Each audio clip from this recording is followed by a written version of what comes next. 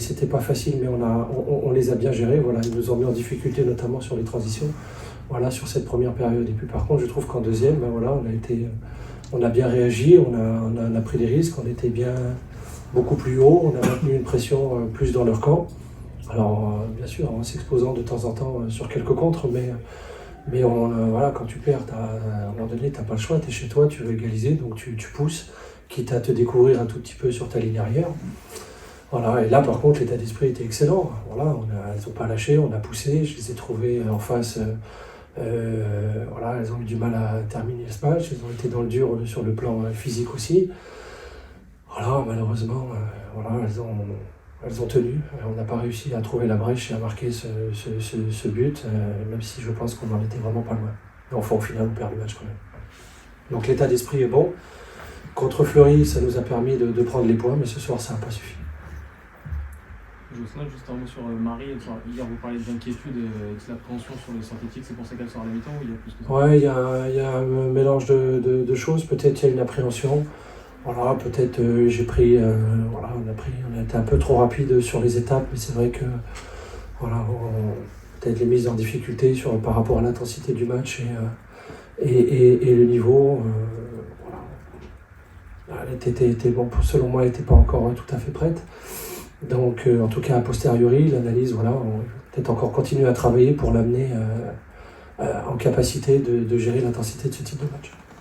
Qu'est-ce qui vous fait dire qu'elle n'était pas assez prête? Parce que le coach Adverse nous a dit que vous avez justement mis en place un fait pour neutraliser les éléments offensifs chez Alinga et Marquez.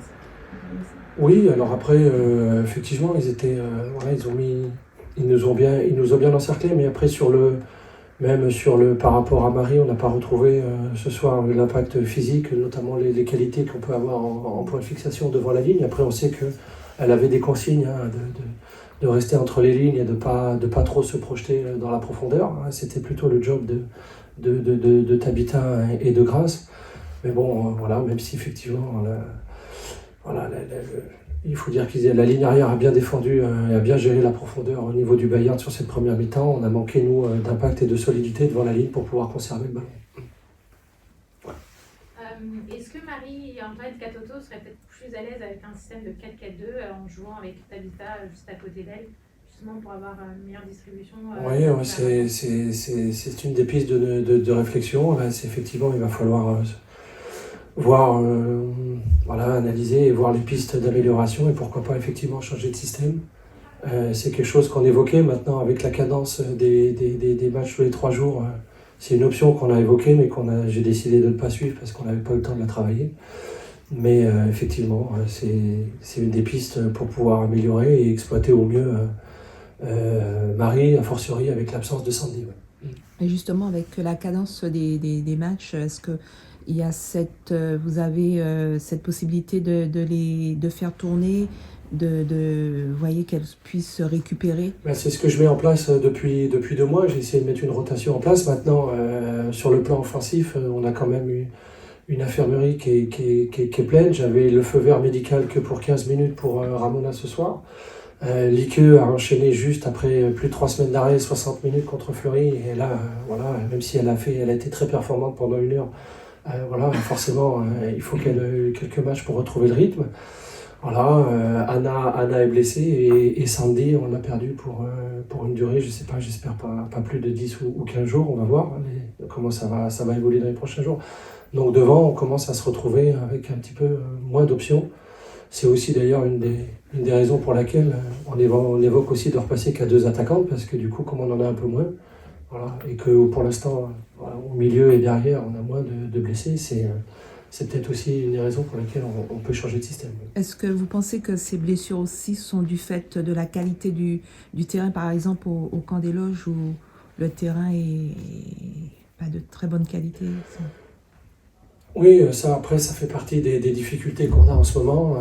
On sait qu'on est voilà, dans une phase de transition, c'est compliqué. Nous, les installations, même si on peut penser qu'on est au camp des garçons et que tout va bien, c'est pas le cas. On est en transit, effectivement. On a des problèmes de terrain, ça tout le monde le sait. Terrain d'entraînement, terrain de match.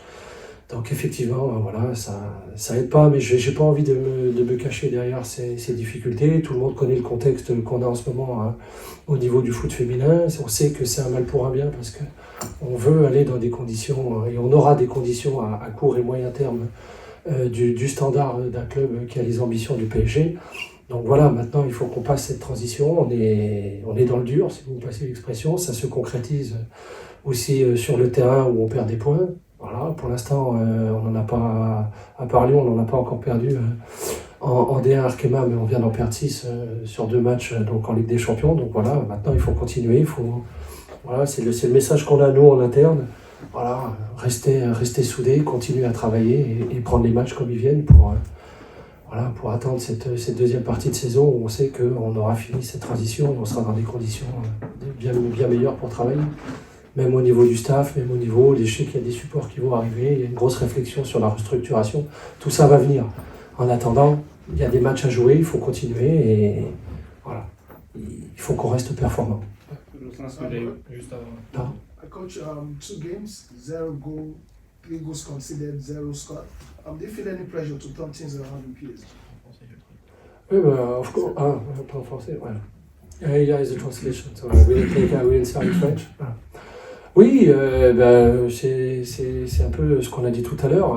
Voilà, c'est quasiment le plus mauvais départ possible. Donc, bien sûr qu'il y a une pression, bien sûr qu'il y a une obligation de réagir.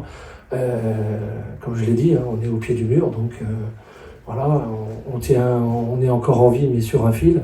Donc, on est dans l'obligation maintenant de faire une grosse performance, en tout cas déjà sur les 2 prochains matchs. Et après, on verra comment on abordera 2024. Oui, donc la question était par rapport à la pression des résultats. En français, hein? Non, je suis en anglais. Yeah, the question was asked about the pressure because of the current results. So, yeah, it's like I've said before, it is basically the worst start we could get. Yes, there is some pressure, and we do have an obligation to react. So, we are back against the wall. We have to make something happen, and this is what we got to do in the next 2 games. Justement, vous avez évoqué notamment la seconde partie de saison, sur l'aspect tactique, d'avoir le temps de travailler. Est-ce que la trêve internationale qui arrive va déjà permettre de peut-être combattre quelques brèches et déjà commencer à travailler un petit peu, ou vraiment il va falloir tout miser sur cette seconde partie de saison et entre autres sur les 2 matchs de Ligue des Champions en janvier? C'est le problème, c'est que sur la période internationale, il va peut-être nous rester 3, 4, grand maximum. On verra si les jeunes partent en sélection de jeunes aussi. Donc non, sur les périodes internationales, malheureusement, ce n'est pas des périodes où nous on peut bosser. Elles sont toutes en sélection. Donc oui, il y a un peu cette frustration de ne pas avoir le temps pour vraiment aborder les choses en profondeur. Mais d'un autre côté, je ne vais pas plaindre parce que ça veut dire que j'ai des internationales. Donc si j'ai des internationales, j'ai des bonnes joueuses aussi. Donc c'est le revers de la médaille, c'est la règle du jeu. C'est à moi de m'adapter et à trouver les solutions. Est-ce que vous pouvez nous dire de quoi souffre Sandy? Parce que vous avez dit qu'elle a eu un choc Alors, il me semble... moi, les termes médicaux, hein, c'est pas mon fort, mais en gros, elle a une blessure sur un orteil et un décollement du ligament. Donc le ligament est touché. Un orteil? Ouais, sur le pied. Enfin, c'est pas la cheville, c'est le pied. Donc, est-ce que c'est le métatarse, un orteil, je ne sais pas, mais il y a un décollement. Et donc, aujourd'hui, elle est bien enflée et il y a une période de convalescence qui va être un peu longue. Dernière question peut-être. Il y a 2 matchs de retard en championnat. Est-ce que vous connaissez les dates pour le report? Non, toujours pas. Non, j'ai aucune nouvelle sur les dates non plus. Non. Merci beaucoup. Merci.